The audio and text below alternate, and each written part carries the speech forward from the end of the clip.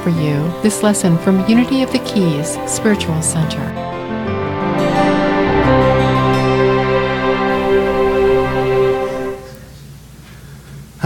There we go.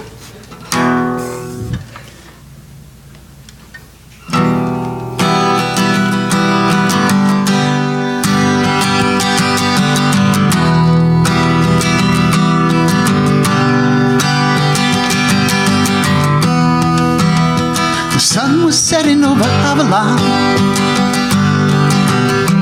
Last time we stood in the west, suffering long-time angels enraptured by Blake burn out the dross, innocence captured again. Standing on the beach at sunset, all of the boats moving slow, and the glory of the flashing light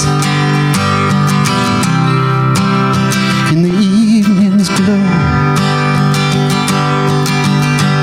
When will I ever learn to live in God? When will I ever learn? He gives me everything I need and more. When will I ever learn?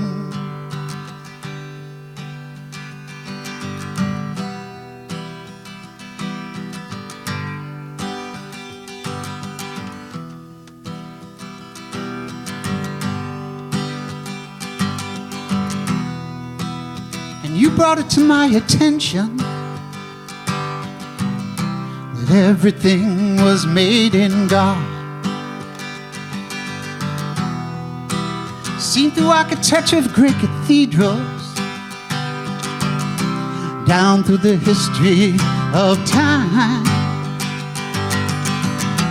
Is and was in the beginning, and evermore ever be. When will I ever learn to live in God? When will I ever learn? She gives me everything I need and more. When will I ever learn? Whatever it takes to do His mission, that's the way we must go. But you've got to do it in your own way. Tear down the old thoughts and build up the new.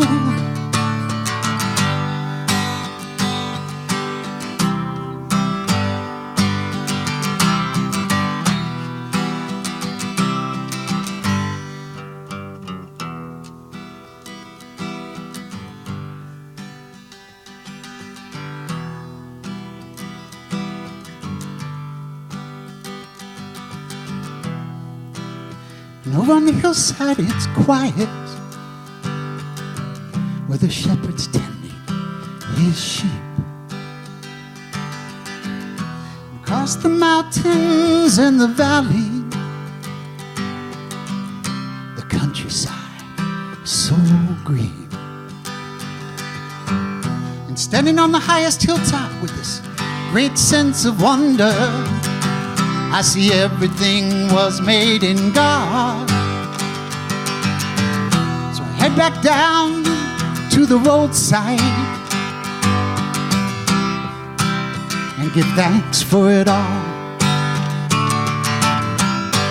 When will I ever learn to live in God? When will I ever learn? Me everything I need and more. When will I ever learn? Now I forever learn to live in God. Now I forever learn. She's given me everything I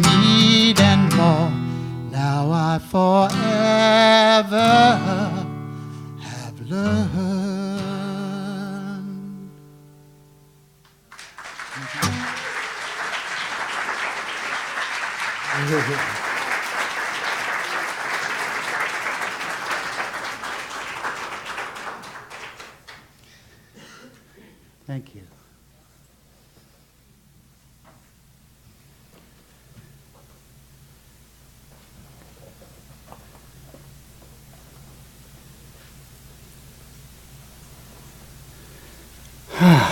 There's a lot of stuff up here.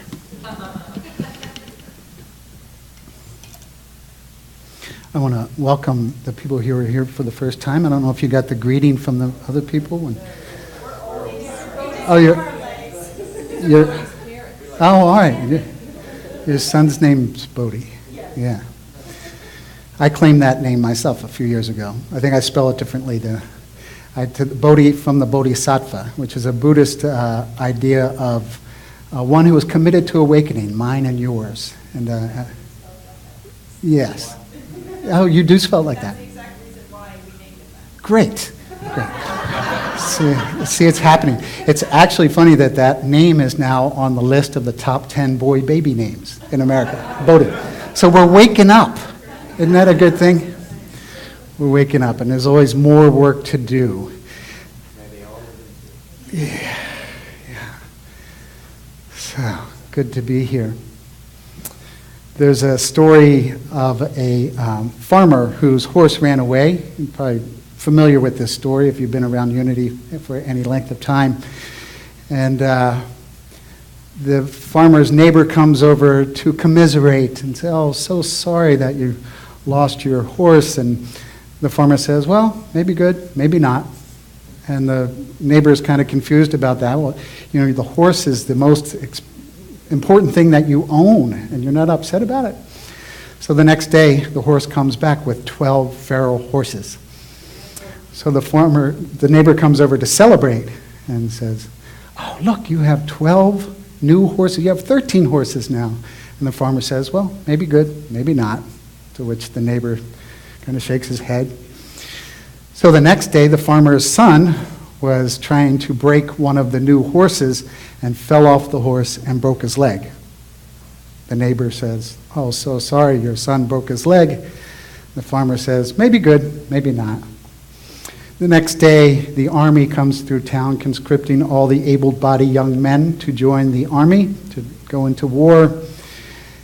But the farmer's son is unable to go because of his broken leg. Maybe good, maybe not. And the story goes on and on and on, as you can imagine. The point is that we don't know really what's good and what's bad. Although when we look around at our world today, we kind of get a sense that things are a little goofy. Something's off with our politics, something's off with the way that the world, Mother Earth, is being treated. Something's off with the rise in addiction, in the rise in violence.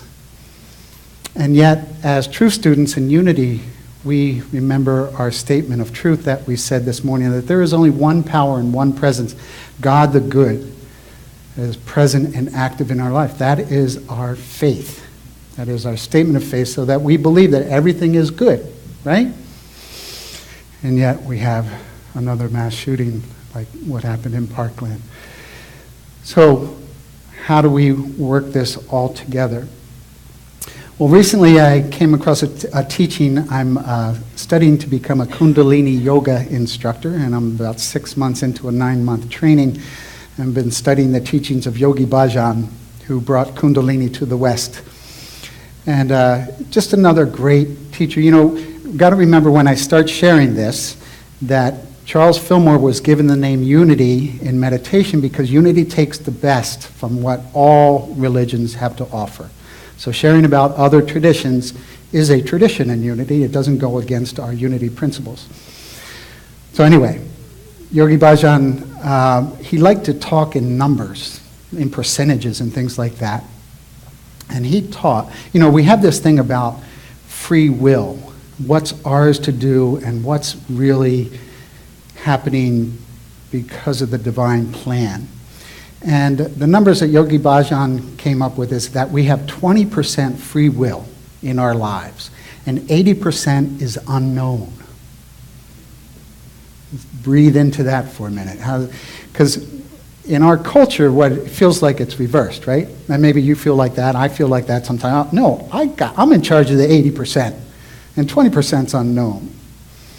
If we flip that around, what we really want to do is align our 20% with that 80%. You know, I never got it. In early recovery, there was this idea about God's will. God's will, not mine. Never my will, right? Because my will always messes things up. And if it's God's will, it's good. So I like this idea that, you know, the unknown, which is God's will, is good. So that's the idea that if we align our 20% of our will with that 80%, our lives will express more harmony and more joy and the things that we're looking for in life, more unity, more peace in the world. And yet, in our culture, it kind of teaches, well, we have to know what's going on. We have to know the answer, right? How many of us, especially when we have kids, we have to know what's right. And yet, at the same time, the way God deals with us, we kind of get to do what we want. And yet, there's this unlimited love that comes from that energy, from that spirit, from God, from the divine. And so we have to remember that. We need to remind each other that we are that we are the divine, that when we do our best, it's good enough. And then we have another chance to do it better again the next time. And if we could just love ourselves through that, be gentle with ourselves, be compassionate with ourselves, we'd be able to express more of that in our lives. And I don't know about you, but sometimes that self-compassion is the hardest thing, right? So we have to remember to start with that self-compassion before we can give it to others.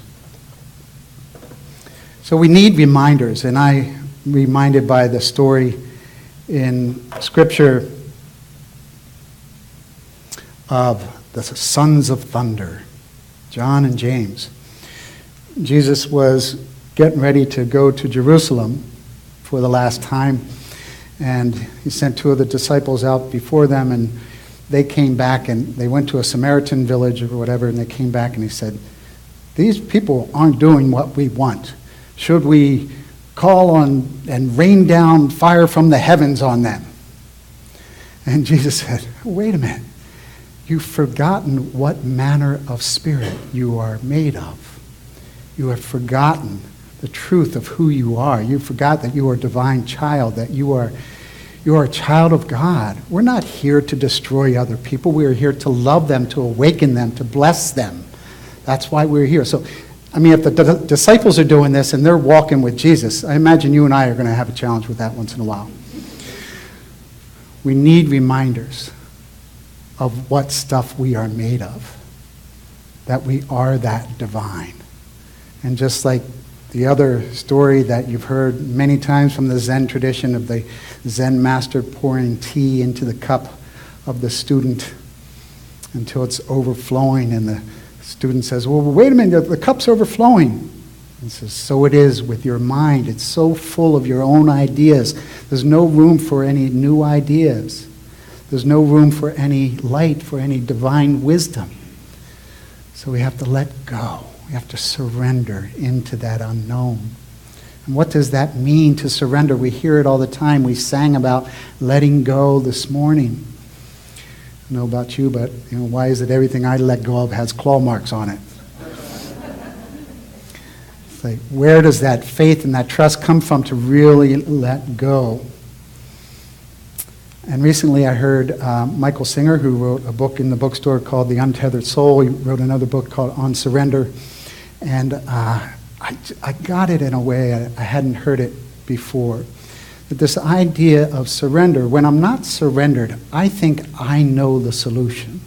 And it doesn't matter how many times a situation comes up. I think I know the solution, and one of these days it's going to work. But when we surrender, we totally let go of our idea of how to fix a problem, how to get sober, how to get a job, how to right that relationship. When I surrender, I leave it open to the divine, and there are unlimited possibilities once I surrender. So that's when you know when you've really surrendered, is that there are infinite possibilities. There's infinite solutions to your problem.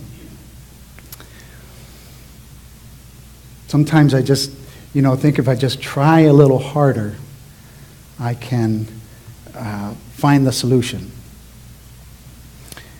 Actually, when I try less, and I try less by meditating more. I try less by really being open to possibilities, to being teachable, to have that beginner's mind. Albert Einstein once said that imagination is more important than knowledge, for knowledge is limited to all we know now and understand, while imagination embraces the entire world and all there ever will be to know and understand. So this is step one, and how we do this, how we surrender into the unknown, is to invoke our imagination, to think outside the box, to let go of our own constructs and just be willing and open to new ideas. So there's a wonderful teaching story about imagination. It comes from the butterflies. And, when a caterpillar feels this change coming on, it starts eating ravenously. It just starts eating everything it can, like many times its weight, and it sheds its skin, and it's like eats and eats and eats until it can't move. And then it latches onto something and hangs upside down, where everything's turned upside down. And then it forms this chrysalis, right? This hard shell, and it's confined for the rest of its transformation. And then something miraculous begins to happen. This thing what biologists call imaginal cells begin to come online. And the caterpillar at first thinks that these imaginal cells are there to attack it. So it gets defensive and it starts attacking the imaginal cells, but more and more imaginal cells come online. And they start bonding together.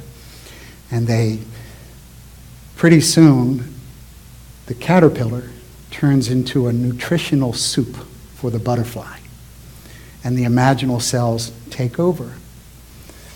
And then I like to think that with a really deep breath, the butterfly pops that chrysalis and crawls out upside down still, but then rights itself. And I like to think you can almost, as it's clinging on to that chrysalis, you can almost hear it saying thank you from where it came from. And then it's free to be this new creation. We have imaginal cells in us. In unity, it's called the spark of divinity. It is the divine within us that can help us overcome any challenge, that can right this world. There's another thing that happens in that transformational process, that there's a loss of innocence, that the caterpillar kind of loses its innocence as the butterfly takes over. And so let's look at our world and where that's happening now with the latest shooting in Parkland. This was a hard one for me. I have a 14-year-old daughter who's in 9th grade in high school, and we live about an hour north of Parkland. So this one really hit us. And the next day, they didn't hold full classes at school, and all the kids, everybody, were all tense and upset. And then we start seeing what the children are doing by protesting and being activists for themselves. I said, man, that's great, isn't it? What the kids are doing. But the next thought I had was, but they shouldn't have to be the ones to do it. The children should be able to go to school and be in the play or be in the band or be in the football team without worrying about getting killed or without worrying about changing the policies for guns in our country, right? Yes. But there was a loss of innocence when 17 of their friends got killed. And yet, their imaginal cells are waking up. And they're binding together. They're coming together. And the children are leading the way, right? And we get to support them to the best of our abilities. They're doing our work. It was our generation. I don't know how old you are, but, I was born in 1960, so we were the generation that was supposed to turn all the guns into flowers. And we did the opposite. Yeah, I don't know. We got a little greedy. Something happened. And now we're being led by the children. The imaginal cells of humankind are waking us up into a greater way to be on this planet. And we have to do our best. We have to do more than our best. We have to do everything we can to support them. Because we need to get back to the world that you and I grew up in, when it was safe in school, when it was safe in your neighborhood mostly, right? And we got to do our best.